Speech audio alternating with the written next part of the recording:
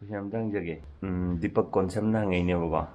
Tamso gai tai magagi luhong je. Arrange la love line. Shigi moment se. She's na ahmane ba.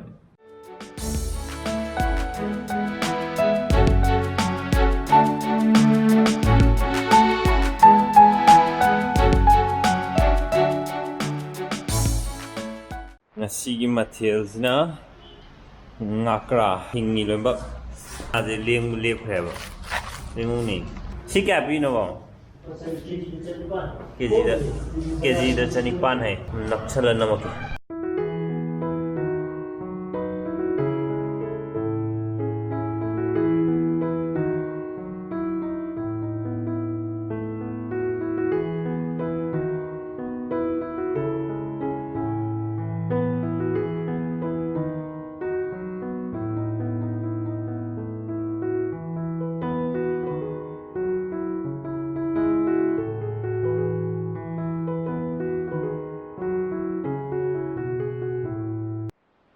Mamang da ina community da question and answer blog ma tawge na haijab do to ngasi video dadi ngakra thongba gi video ina tawrage marak sida mayam gi question khara ai khumjaram ge nga seminary ado synergy ai ge area ore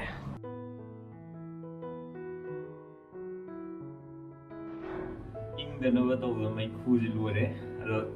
kena tawdre sahau hapdre jigan matam khara apiroi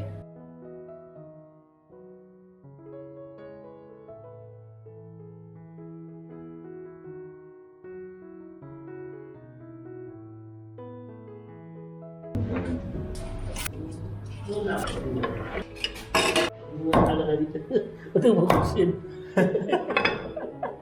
Liput kedua ayo deh. Kalau liput lagi kali. Kali kopi dulu.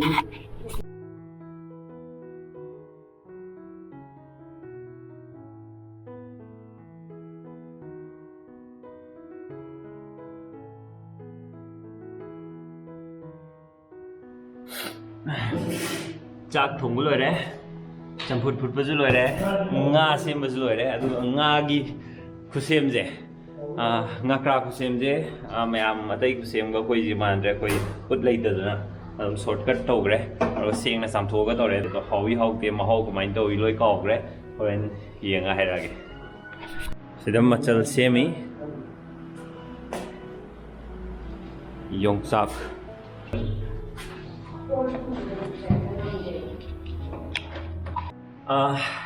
Daina okram na go tamacho life se kamaina karam ba viewpoint da yengbige aduga karam na life se nungai na pangani khanbige na smaina question am hange ba ado life se nungai na lebe wari je mingon da lan bida ba aduga mingon de bisa mi gi bisa ke dung da mat bida ba aduga mingon da kai ba to bida ba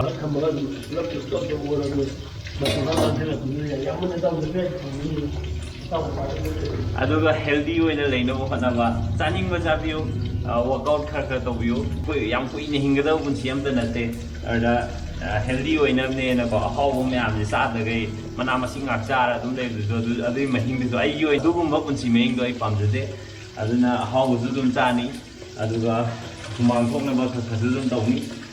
adu dagi di angam ba mating pang na ho ngam ja ba isi mukti mating pang ngam mi na khan ba adu khatang pang bi ba aduga harau harau ngai ne mi na ba nga ka do re na ko taw re lo mu mathang ko chano mu mo bi bem je pokmina ba ya pokmina ba man ma lai na mu ro bem ngo bi bem je pokmina ba chano bi ni ai gi mathang da tamai re tamai mathang da bem aduga sundar sm na ba bro ga itei ma ga je kamai na thingna rakhibano class back am ta tau se bro hai go kamai thingna rakhibu no thingna badi akhoi dain dot ta dum taminare ore dain dot ta class 10 mok taminare adu de mu hrd da class 12 mok taminare adu da thingna khangna badi dum khangna re ba friend oina ba kya dei khangna sida la kan kan ni ba Dev dang sa na ba ni kai plan le ye na nge ji ko ti kem lai bi kanam ta pui ji kan tin hor friend le Panglung kamay na ba? Engon to oza na ko brother na tung ko biro brother ki family se yam strong oye amaga amaga yam nusinai mutual understanding yam lai mipung khudimak asum ba family oiningani khali how do you build so strong give a comment for the young generation and younger generation and I have I hope that adore to reply lagi Hojiki question do aina khanbani ko tum jai lam jai khangde akhoi buku ga bubo kana akhoi gi pawung adai ka kam yam ji yok pira buganda yam sina yam phajana ko amaga understanding leina bo mathaki thogalon bevar yam je ngak na chatna bagi mong da daina moi brought up tawbira ko adu yam do uraga sum ai ju jaw ko ni na dain to ga to ma le ju bai je ji question jam lui ya ba kamai kum de no khangde abunau hoi gi farm dagi hoji abunau bu pana piramba hangam hada hai ga thamar jo hai to ge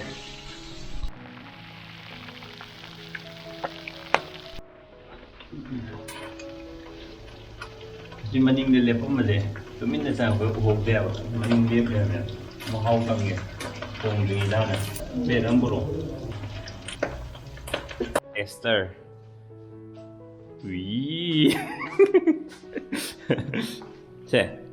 paung kon ja ge ra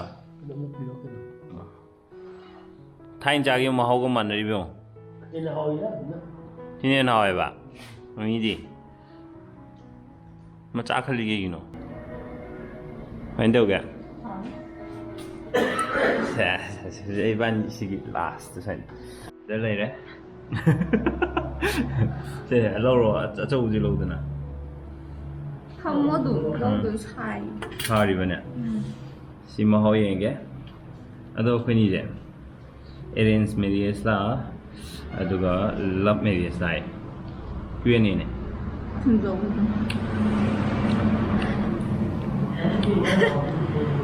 Arrange man ra natte akhoi family gi di akhoi family gi oina di akhoi ka kamyam loin bak che anam loin bak love marriage ka ne arrange am dan te love come arrange pudi yawe atai di love marriage ka ne question complete oduga nga kra yam hoy ngam nga ka je kyam kui de sa da ba Dunia saya ni, saya dia punya. Chạy rồi Ada akhoi di aina gyan tar pu de nga si physics chai je si gi moment se si na amane ba nga ka chai je aina pi ngi de budi ko bong na lo te phar chai he ado physics chai na aina gyan tar khan da hao yan wen thong kan dong ma hok mai to gen ga tao bu di le hao tao kan yu niam nungai ji na crispy chumra crispy oi ba mya pink to machu jo si moi ni haina ra ga lilak pa natte ba ani ngo chu ma na bro hai ba pani ngo chu ma ni amana green dark green amana light green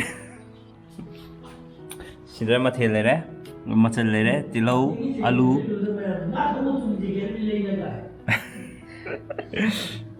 yongchak adai khamen simba tespata adagi di tilau chanam sing aduga hawai thrak ready made na te khok to ga khoina sigi plastic box se huntok tana ba khoi hawai thrak khok to hap na ba siam ba asa po lebi da hapok to khok ta dun andena thra ai risk to botal lising a je na ai ba khut lak pi ro akhoi paung nai ne ngasi enjang ji na khwai hau mi am khatang na thong budai di am chang na thong ji na hau bi he le hojik kuk la asina assistant khoi mi ne assistant paung na khoi gi nga semner ai na nga tauner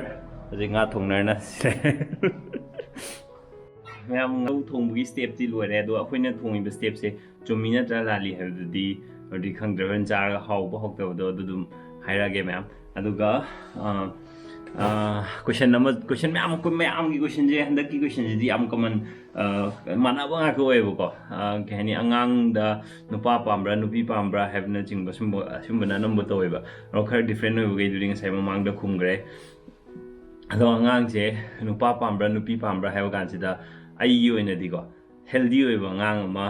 ꯐꯪꯕꯗꯣ ꯑꯗꯨꯅ ꯍꯦꯟꯅ ꯄꯥꯝꯖꯩ ꯃꯃꯥꯁꯨ ꯑꯗꯒꯤꯗꯤ ꯑꯉꯥꯡꯁꯨ ꯑꯁꯣꯏ ꯑꯉꯥꯝ ꯑꯝꯇ ꯌꯥꯎꯗꯅꯀꯣ ꯇꯦꯛꯇ ꯀꯥꯏꯗꯅ ꯌꯥꯝ ꯍꯦꯜꯗꯤ ꯑꯣꯏꯅ ꯀꯩꯅꯣ ꯇꯧꯕꯗꯣ ꯑꯗꯨꯅ ꯍꯦꯟꯅ ꯄꯥꯝꯖꯩ ꯑꯗꯨꯒ ꯅꯨꯄꯥ ꯅꯨꯄꯤ ꯍꯥꯏꯕꯒꯤ ꯈꯦꯠꯅꯕꯁꯦ ꯑꯩꯉꯣꯟꯗ ꯀꯩꯁꯨ ꯊꯣꯏꯗꯣꯛꯅ ꯅꯨꯄꯥ ꯍꯥꯟꯅ ꯄꯣꯛꯀꯗꯧꯅꯤ ꯅꯠꯇ꯭ꯔꯒ ꯅꯨꯄꯤ ꯍꯥꯟꯅ ꯄꯣꯛꯀꯗꯧꯅꯤ ꯍꯥꯏꯕ ꯂꯩꯖꯗꯦ ꯑꯗꯣ ꯀꯩꯅꯣꯁꯨ ꯇꯧꯔꯣꯏ ꯁꯦꯛꯁ ꯗꯤꯇꯔꯃꯤꯅꯦꯁꯟꯁꯨ ꯑꯩꯈꯣꯏꯁꯨ ꯇꯧꯔꯣꯏ ꯀꯩꯅꯣꯗ ꯄꯣꯛꯂꯛꯄꯗꯣ ꯑꯗꯨ ꯑꯗꯨꯝ ꯍꯔꯥꯎ ꯑꯩꯈꯣꯏ ꯑꯗꯨꯝ ꯑꯩꯈꯣꯏꯒꯤ ꯐꯥꯔꯁ ꯆꯥꯏꯜꯅꯤ ꯍꯥꯏꯔꯒ ꯌꯥꯝ ꯍꯔꯥꯎꯅꯀꯣ ꯑꯗꯨꯝ ꯑꯦꯛꯁꯦꯞ ꯇꯧꯒꯅꯤ ꯃꯈꯥ ꯇꯥꯕ ꯚꯤꯗꯤꯑꯣ ꯍꯥꯞꯄꯛꯈꯤꯒꯦ ꯍꯧꯖꯤꯛ ꯕꯦꯇ꯭ꯔꯤ ꯌꯥꯎꯗ꯭ꯔꯦ ꯑꯗꯨꯅ ꯆꯥꯔꯖ ꯉꯥꯏꯍꯥꯛ ꯇꯧꯈꯤꯒꯦ